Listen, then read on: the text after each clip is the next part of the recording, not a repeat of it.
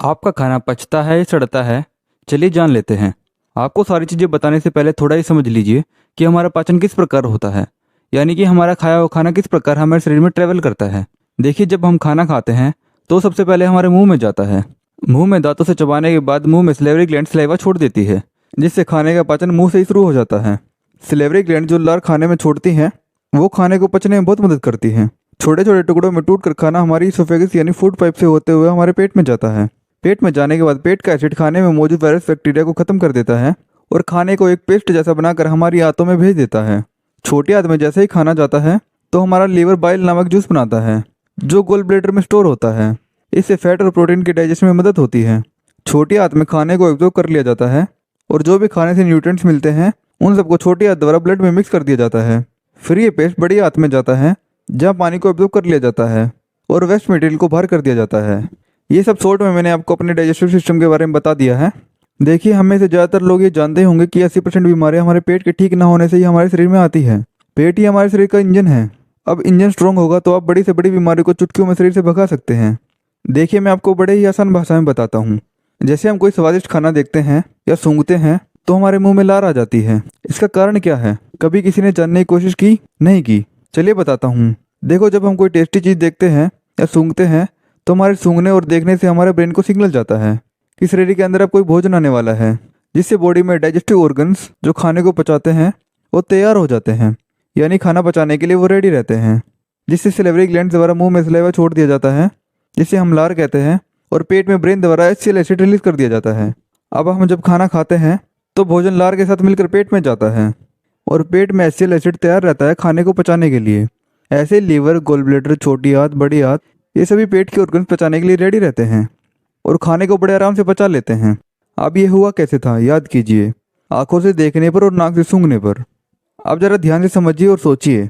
अब जो हमारी लाइफस्टाइल है, जिसमें ना ही लार मुंह में आती है और ना ही ब्रेन को पता चलता है कि आप खाने में क्या खा रहे हो, क्योंकि आज हम हाथ में फ़ोन लेकर खाना खाते हैं और टीवी देखते देखते खाना खाते हैं, लैपटॉप पर काम करते करते खाना खाते हैं, बातचीत करते हुए खाना खाते हैं, क्योंकि इससे ब्रेन का ध्यान खाने से हट जाता है, जिससे ब्रेन आपकी बॉडी में कुछ भी रिलीज नहीं कर पाता है, जिससे वो खाना शरीर के अंदर बिना बुलाए मेहमान की तरह पड़ा रहता है और सड़ता रहता है। इसलिए हमारे बड़े बुजुर्ग कहते थे कि खाना हमेशा आंखों से देखकर और नाक से सूंघकर ही खाओ। तो अब आपको पता चला होगा कि फ़ोन चलाते चलाते या कुछ और करते हुए खाना नहीं खाना चाहिए। अब दूसरी चीज़ है खाने का सही पोस्चर। देखो, आजकल सब लोग डाइनिंग टेबल पर बैठकर खाना खाते हैं, जिससे पेट में ब्लड फ्लो कम हो जाता है और खड़े होकर खाना खाने पर ये ब्लड फ्लो पेट में और भी कम हो जाता है, जिससे पेट की जठराग्नि बंद पड़ जाती है और खाना पचने की बजाय सड़ने लगता है। खाना हमेशा आपको सुखासन में ही बैठकर खाना चाहिए, क्योंकि सुखासन में बैठकर खाना खाते समय जांघों के नीचे की तरफ ब्लड का फ्लो रुक जाता है, जिसके कारण सारा ब्लड पेट में ही रहता है, जिससे जठराग्नि और भी तेज रहती है, जो कि खाना पचाने के लिए बहुत मदद करती है। अब तीसरी चीज़ है भरपेट खाना खा लेना। देखिए, भरपेट खाना खाने से हमारा पेट बिल्कुल फुल हो जाता है, जिससे पेट की मंथन क्रिया नहीं हो पाती है। पेट की मंथन क्रिया करने के लिए पेट का थोड़ा सा खाली होना जरूरी है। ये मंथन क्रिया करके पेट खाने को पचाता है। चौथा है बिना भूख के ही खाना खा लेना। देखिए, आपका शरीर हमेशा आपको खुद ही बताता है उसको किस चीज़ की ज़रूरत है। जब कभी हमको भूख नहीं होती है तो हम तब भी खाना खा लेते हैं, वो शरीर के लिए बहुत ही गलत होता है। भूख हमको इसलिए नहीं लग रही होती है क्योंकि शरीर में भोजन पहले से ही पड़ा हुआ है, जो अभी तक पचा नहीं है, या फिर हमारे डाइजेस्टिव ऑर्गन डैमेज हो चुके हैं, जो खाने को पचाने में सक्षम नहीं है। तो सबसे पहले हमको अपने ऑर्गन्स को ठीक करना है, और ठीक कैसे करना वो देखिए। आप शरीर को थोड़ा सपोर्ट कर देते हैं तो आपका शरीर खुद ही ठीक होने लगता है। ज़रूरत है तो बस सपोर्ट करने की। अब आप सपोर्ट कैसे करोगे वो भी जानिए। देखिए, नेचर ने हमको जो भी चीज़ें दी हैं, जैसे नेचर से कोई भी डायरेक्ट चीज़ आती है, जैसे फल और सब्जियाँ, ये हमारे शरीर को ठीक करते हैं, क्योंकि इनमें होते हैं लाइव एंजाइम। लाइव एंजाइम एक तरह के बैक्टीरिया होते हैं जो शरीर के लिए गुड बैक्टीरिया होते हैं, और यही बैक्टीरिया शरीर को ठीक करते हैं। बस इनको पकाइए मत कभी, क्योंकि इनको पकाने से लाइव एंजाइम मर जाते हैं।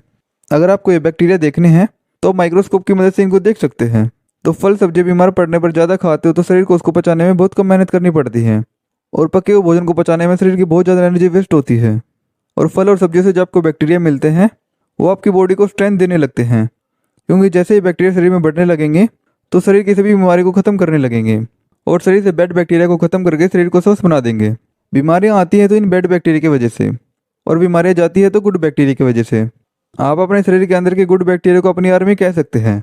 जो दुश्मनों को ख़त्म करके शरीर से बाहर करती है। जीत उसी की होती है जिसकी संख्या ज़्यादा होगी। अब आपके ऊपर है, आर्मी की संख्या बढ़ानी है दुश्मनों की। जिसकी भी संख्या बढ़ेगी शरीर पर उसी का कब्जा होगा। शायद इस एग्जाम्पल से आपको बैक्टीरिया का खेल समझ में आ गया होगा। तो बिना भूख के कभी मत खाइए। अगर खाना है तो फल और सब्जियाँ, क्योंकि बिना भूख के खाने से शरीर को कोई फ़ायदा नहीं होने वाला है, उल्टा शरीर को नुकसान होगा, क्योंकि शरीर की बची हुई एनर्जी उस खाने को पचाने में लग जाएगी। अब पाँचवा है, खाने को बार बार थोड़ा थोड़ा खाना।